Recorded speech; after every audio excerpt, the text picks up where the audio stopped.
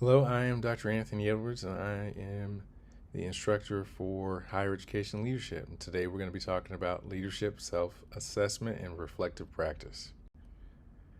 So, today we're going to discuss personal leadership development, the path to becoming a better leader, clarifying your leadership philosophy, assessing strengths and areas for improvement, leadership inventories, establishing a leadership development program, and leadership development approaches. So you can think of personal leadership development in terms of leading yourself, leading others, and leading your organization. And you might think, well, what do those second ones have to do with your personal leadership development? Well, if you're going to be a leader, it's not just about yourself, but you being a leader is developing your capacity to lead others in the organization. So for leading oneself, that includes self-awareness, your ability to balance conflicting demands, your learning ability, and your leadership values.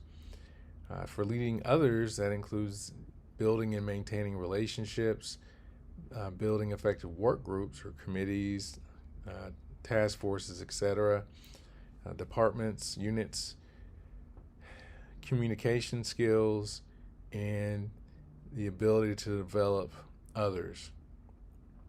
For leading your organization, that's going to include your management skills, thinking and acting in a strategic way, creative thinking, and ability to initiate and implement different kinds of change. So the path to becoming a better leader starts with clarifying your leadership philosophy, then assessing your strengths and areas for improvement, following through, establishing a leadership development plan, and commitment to what you've set out to do. So what are your aspirations as a leader, and what's your vision of leadership? And how would you like to be viewed by others? Another way of thinking about that is, what's your leadership identity? And how will you be uniquely known, or what will you be uniquely known as a leader? So that's your brand, what you're known for. And then what would you like your lasting contribution to be? So when you leave that unit or that department or that institution, what's your leadership legacy? What are you leaving behind? And so that all those things together form your leadership philosophy. All right, so let's talk about assessing strengths and areas for improvement. And Rubin organized these into what he calls the leadership competence scorecard. That involves identifying competency areas of strength and also areas of needed improvement. And you only get there by reflecting, right? So you have to figure out what your areas of strength and weaknesses are. Asking different colleagues to complete this inventory with you, and you're the target of it, so they're going to fill it out to give you information about you. And comparing self as well as colleagues' assessment of you to identifying the specific competencies that have to be enhanced for you to get to your stated leadership philosophy, what you say you want to be.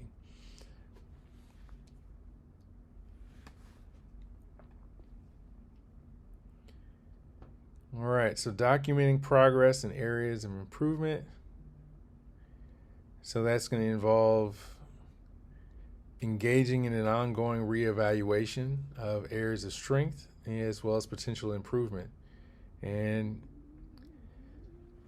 continuing on in this process of soliciting feedback, practicing, and documenting your progress. So that's, in a nutshell, that's what forms the leadership competency scorecard. Okay, now the leadership competency scorecard is not the only leadership inventory out there.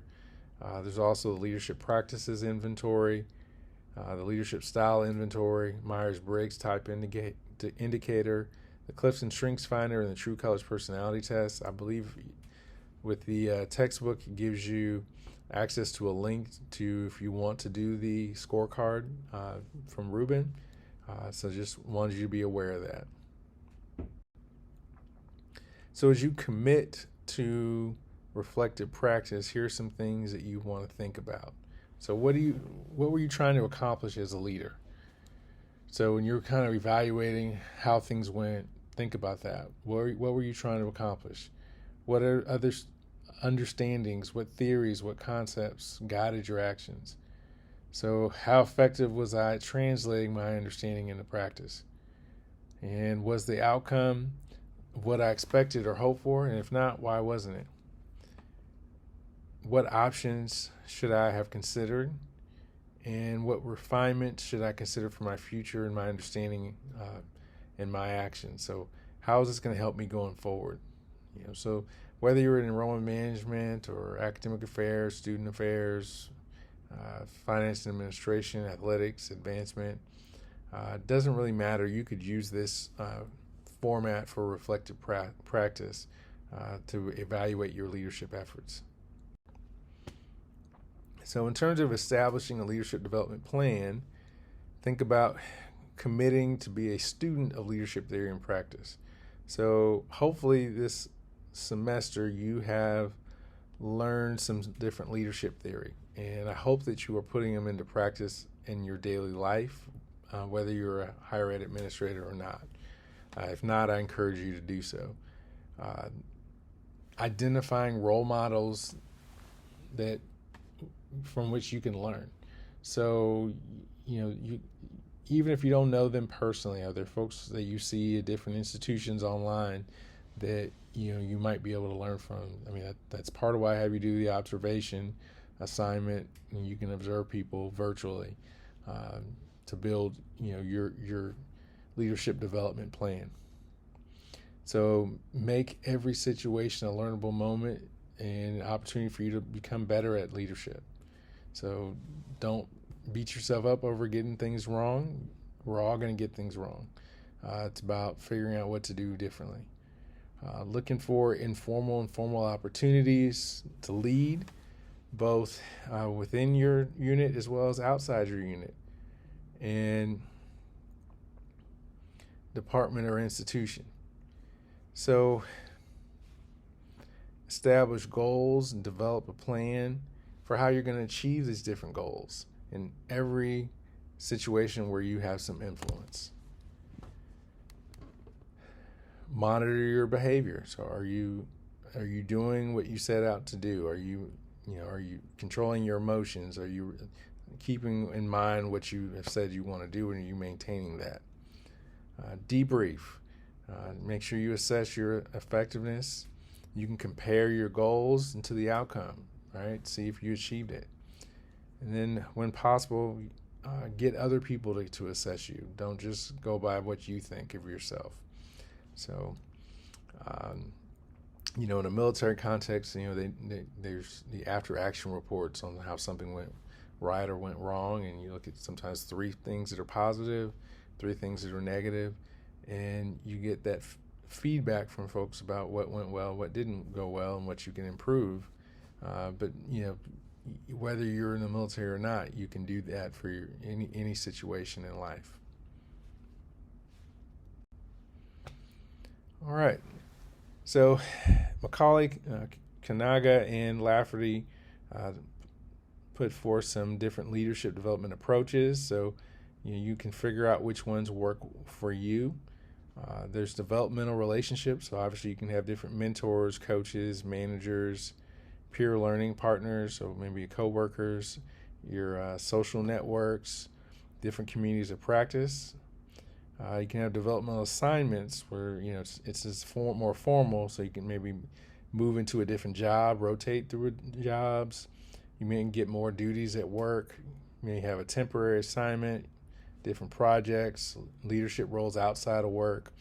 My state service provides me a lot of leadership experience that I can bring to my work experience. Feedback processes. Obviously, you're going to have a performance appraisal.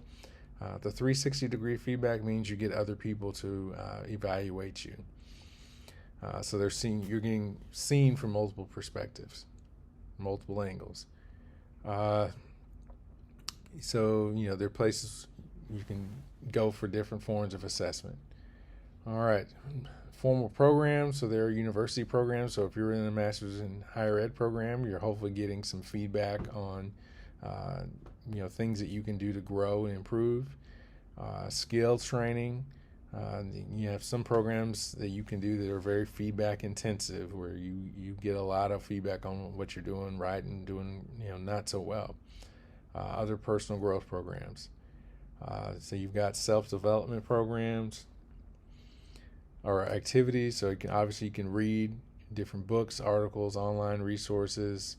You have different speakers. You can attend colloquia or conferences, trade shows, fireside chats, town hall meetings, all staff meetings. All these things are great. All right, so what did we discuss today? Well, we talked about leadership development in a personal sense, path to becoming a better leader, clarifying your leadership philosophy, assessing strengths and areas for improvement, leadership inventories, establishing a leadership development program, and leadership development approaches. So I hope you liked and enjoyed this video. If you did, like the video, please subscribe and share this video with folks you think might find it helpful. And we will see you in another higher education leadership YouTube video. Thanks. Bye.